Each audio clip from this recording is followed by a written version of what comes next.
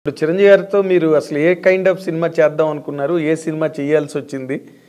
దానిలో మార్పులు చేర్పులు ఏమైనా ఉన్నాయి? కేవలం ఇదే కథ అనుకున్నారా చిరంజీవి గారితో? ఆయనతో ఏ కథ అయితే అనుకున్నా ఆ కథే చేస్తున్నారండి. అంతేనా? మళ్ళీ కథ మార్పులు గట్ట ఏం జరగలే, ఒకటే లైన్ అనుకున్నారు, ఆ లైన్తోనే చేస్తున్నారు, అంతేనా? అసలు ఈ సినిమాలో చిరంజీవి గారిని మీరు ఏ విధంగా చూపించబోతున్నారు అన్న దాని మీద ఇప్పుడు ప్రజెంట్ ఉత్కంఠ అంతా మొత్తం అల్లుకుని ఉంది, దాని చుట్టూరా ఆవరించి ఉంది.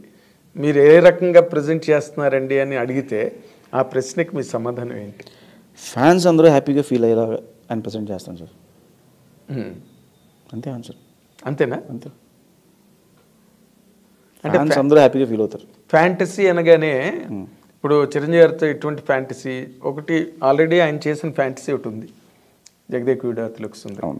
సో ఆ లైన్స్లో ఉంటుందా అనే ఒక జనరల్ చాలా డిస్కషన్స్ వచ్చినాయి సార్. జగదేక వీరుడు సుందరికి ఇది సీక్వెల్ అని ప్రీక్వెల్ అని వచ్చింది. బట్ ఇది ప్రీక్వెల్ సీక్వెల్ ఏది కాదు, ఇట్స్ ఫ్యాంటసీ ఫిల్మ్ అంతే. ఎందుకు మిమ్మల్ని అడుగుతున్నానంటే ఈ పాయింట్లు, మీరు చిరంజీవి గారితో సినిమా స్టార్ట్ చేసిన తర్వాత ఇదే ఫస్ట్ ఇంటర్వ్యూ అనుకుంటున్నాను నేను. అవును, ఇదే first interview. Yes, thank you for that and I dream should thank you for that. అయితే ఈ సినిమాకి సంబంధించి అశ్విని దత్ గారు కూడా ఒక నోటీస్ లాంటిది ఇవ్వడం, అవును, జగదేకుడు అతలోక సుందర్లో ఏ పార్ట్ వాడడానికి వీల్లేదు అని చెప్పి ఆయన ఒకటి ఇచ్చారు. అవును, అసలు ఆ మూమెంట్ని మీరు ఎట్లాగా ఫీల్ అయ్యారు, ఫేస్ చేశారండి? అంటే సార్ వాళ్ళు ఎందుకు ఇచ్చారో నాకు తెలీదు.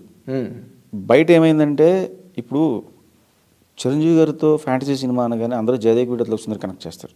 అవును. బాలయ్య గారితో ఫ్యాంటసీ అనగానే భైరవదీపాన్ని కనెక్ట్ చేస్తారు. భైరవదీపం, ఆదిత్య 369 డెఫినెట్గా. ఎందుకంటే వాళ్ళు చేసిన బ్యాక్ సినిమాల్ని గుర్తు చేసి ఓ ఇలా ఉండబోతుంది అని చెప్పి, ఇలాంటి ట్రై చేస్తున్నారని చెప్పి, ఇలా ఉంటుందా అని చెప్పి రకరకాల క్వశ్చన్స్ మీడియా సైడ్ నుంచి రేజ్ అవుతాయి. ఓ టైంకి వెళ్ళేలాగా ఏమవుతుంటే అదే నిజమేమో అని నమ్మేంత రేంజ్ తీసుకెళ్తాయి మీడియా.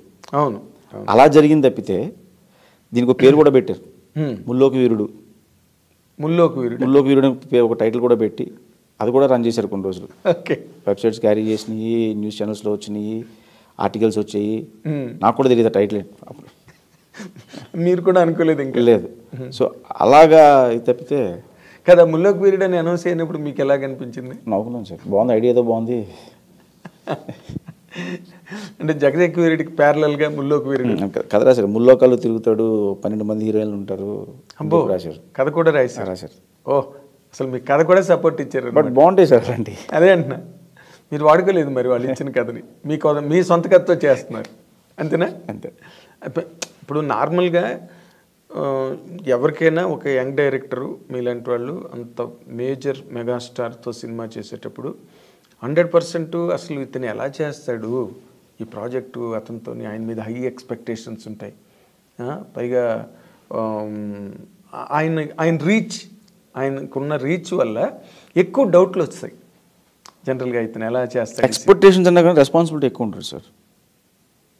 ఎందుకంటే అంత పెద్ద స్టార్ వన్ ఫిల్మ్ చేసిన డైరెక్టర్ని నమ్మి కథ ఇచ్చారు, ఓకే చెప్పారు అంటే అది మనకి చాలా రెస్పాన్సిబిలిటీ పెంచుద్ది. అవును. At the same time pressure కూడా ఉంటుంది. ఎందుకంటే ఈయన నమ్మినప్పుడు ఈయన ఎలా చూపించాలి, సో ఏ వేలో వెళ్ళాలి, ఇలాంటి రకరకాల డౌట్స్ ఉంటాయి. సో అవన్నీ క్లియర్ చేసుకుంటూ వెళ్ళడానికి నాకు చిరంజీవి గారు బాగా సపోర్ట్ చేశారు. Okay okay. ఆయన నాకు ఫ్రీడమ్ ఇచ్చారు. యాక్చువల్లీ నేను అనుకున్నది ఏదైనా సరే ధైర్యంగా చెప్పగలను ఆయనకి, ఆయన ఇచ్చిన ఫ్రీడమ్ వల్ల. సార్ నేను అనుకుంటున్నాను ఇలా వెళ్దామా అని చెప్పి, ఆయన నచ్చితే ఇమీడియట్గా గో హెడ్ అంటారు, లేదంటే ఆలోచించి ఒకసారి అంటారు, అంతే. అంతేనా? అంటే కథలోని ఆయనకి చెప్పిన తర్వాత అది షూటింగ్ వరకు వెళ్ళే మధ్యలో ఎక్కువ మార్పులు చేర్పులు జరిగినాయా? ఏం లేదండి, నేను డే వన్ ఏం చెప్పానో అదే ఉంది. అంతేనా? ఓకే. లెంత్లో ఎక్కువైతే అవన్నీ ట్రిమ్ చేసాం, పేపర్ మీద ఎడిట్ చేసాం తప్పితే, మేము పేపర్ మీద ఇది అనవసరంగా పడదలే వద్దు ఇలాంటివి తీసాను తప్పితే మేము డే వన్ ఏమనుకుని ఖర్చు చెప్పామో అదే ఉంది. ఓకే. అంటే ఇప్పుడు ఆయన కెరీర్లో జగదేకుడు అతిలోక సుందరి అన్నది one of the best films, there is no doubt. మళ్ళీ ఆయన చేస్తున్నది ఇదే ఫ్యాంటసీ సినిమా ఇంత గ్యాప్ తర్వాత. ఇది ఏ రేంజ్లో ఉండొచ్చండి ఊరికే? అంటే ఒక జనరల్ ఐడియాకి Jagadekudu Athiloka Sundari all time great hit. Sir ఏ రేంజ్ అనే దానికి మన దగ్గర మెజర్మెంట్, థర్మామీటర్ మెజర్మెంట్ ఏం లేవు సార్. అది మనం కొలిసి చెప్పలేము. అది అదే టైలర్ టేప్ వేసి ఇది ఈ రేంజ్ ఉంటుంది, ఇది ఈ రేంజ్ ఉంటుంది, అందరూ ఆ రేంజ్ సినిమా చేయాలని చేస్తాం. ఓకే. అది బయటకు వచ్చిన తర్వాత అది కనెక్ట్ అయితే ఆడియన్స్ చెప్తారు ఆ రేంజ్ ఏంటనేది.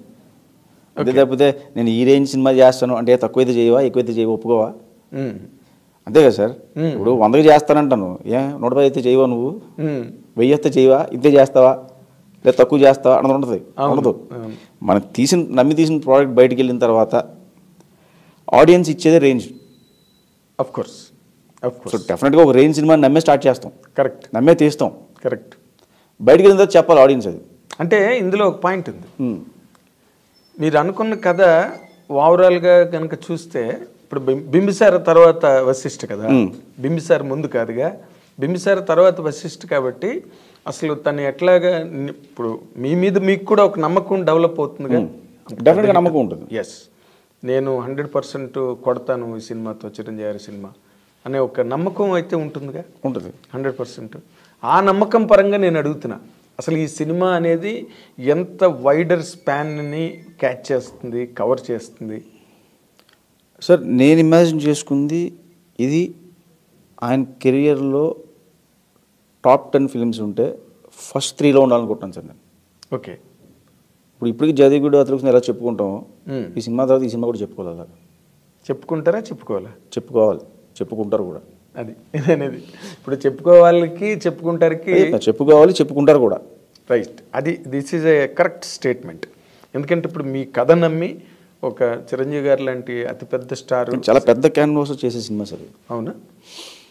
అవుట్ ఆఫ్ బాక్స్లో బడ్జెట్స్ కానీ సెటప్స్ కానీ ఇవన్నీ కూడా. సో డెఫినెట్గా పెద్ద రేంజ్లో ఉంటుంది. అవునా? సెట్ వర్క్స్ ఎక్కువ అండి దీనికి. అంటే ఒక కొత్త వరల్డ్ క్రియేట్ చేస్తున్నాం. ఓకే. ఆ వరల్డ్ అనేది లైక్ మనకి డిస్నీ ఫిలిమ్స్లో ఎలా ఉంటుందో అలాంటి ఒక వరల్డ్స్. ఓకే. ఆడియన్స్ డెఫినెట్గా థ్రిల్ ఇస్తుంది. అది వేరే వరల్డ్లోకి వెళ్ళినట్టు. అవును, అవును. బడ్జెట్స్ కూడా ఆ రేంజ్లోనే పేలుతాయి. డెఫినెట్గా మరి వేరే వరల్డ్కి వెళ్ళినప్పుడు బడ్జెట్ అవుతుంది కదండి. కదా. అది అంటే ఆడియన్స్ ఎంజాయ్ చేయడం అంటూ మొదలెడితే ఇంకా ప్రతి బిట్టు ఎంజాయ్ చేస్తారు డెఫినెట్గా. ఏదో ఒక బ్లాక్ బాగుందిరా, లేకపోతే ఫస్ట్ హాఫ్లో బాగుంది, సెకండ్ హాఫ్ బ్లాక్ బాగుంది అని అనుకుంటే అది వేరే.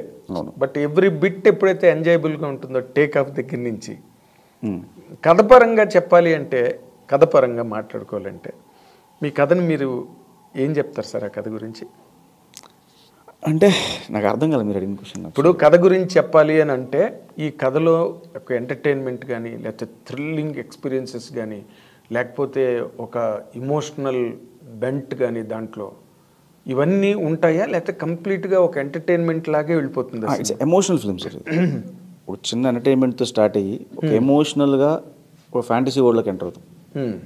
బేసికల్గా ఎమోషన్ లేకపోతే ఏ సినిమా ఆడదు సార్. నా నమ్మకం, నాకు తెలిసిన నాలెడ్జ్ ప్రకారం, యాజ్ పర్ మై నాలెడ్జ్, నాకు తెలిసిన నాలెడ్జ్ ప్రకారం ఎమోషన్ అనేది సినిమాని నిలబెడుతుందని నమ్ముతున్నాను. కరెక్ట్. దానికి ఇవన్నీ కూడా డెకరేషన్స్ అంతే. సో ఒక ఎమోషనల్ డ్రామా ఉంటుంది. ఏంటి ఎమోషనల్ డ్రామా? అది ఇప్పుడు చెప్పకూడదు సార్. అంతేనా? మీరు నెక్స్ట్ రిలీజ్ తర్వాత తీసుకోవాల్సిన ఇంటర్వ్యూ ఇప్పుడు